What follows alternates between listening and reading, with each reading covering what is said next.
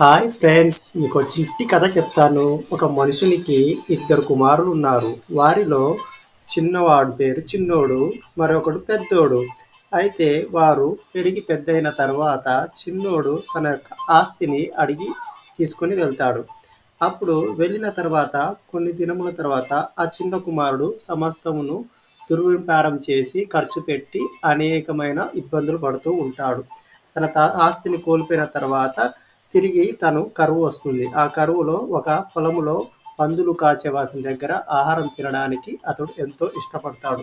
అప్పుడు తనకి ఒకటి జ్ఞాపకం వస్తది. తన తండ్రి యొద్ద అనేకులు పనివారున్నారు. వారికి సమృద్ధి ఆహారం ఉన్నది. కానీ నాకు లేదు అని బాధపడుతూ ఉంటాడు. బుద్ధి వచ్చిన తర్వాత అతను చిన్నోడు తిరిగి ఇంటికి ప్రయాణం వెళ్తూ ఉంటాడు. ప్రార్థిస్తుంటాడు దేవుణ్ణి. కనుక మనం కూడా ప్రార్థించేవారిగా ఉన్నాము. అలాగే ఇంటికి వెళ్తుండగా తండ్రి చూసి కుమారుడిని హత్తుకొని ముద్దు పెట్టుకొని తన చెప్పులు తొడిగి ఉంగరం ఇచ్చి ఎంతో సన్మానిస్తాడు. ఆ తర్వాత పెద్ద కుమారుడు తిరిగి ఇంటికి వస్తూ ఉండగా ఏమైందని పనివారిని అడుగుతూ ఉంటాడు. మీ చిన్నవాడు వచ్చి ఉన్నాడని తిరిగి బదులిస్తాడు.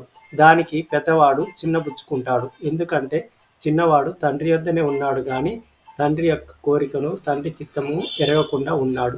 కనుక ఇక్కడ పెద్ద కుమారుడు అలిగి బయటికి వెళ్ళిపోతూ ఉంటాడు. కనుక ఈ ఉపమానం ద్వారా మనం నేర్చుకోవాల్సింది ఏంటంటే చిన్నవాడు తప్పిపోయి తిరిగి రక్షించబడినాడు. పెద్దవాడు చివరి వరకు రక్షింపబడలేదు అని మనం నేర్చుకున్నాం. మనము చిన్నవాడి ద్వారా నేర్చుకునే ఉపమానంగా ఉన్నదని మనం నేర్చుకున్నాం.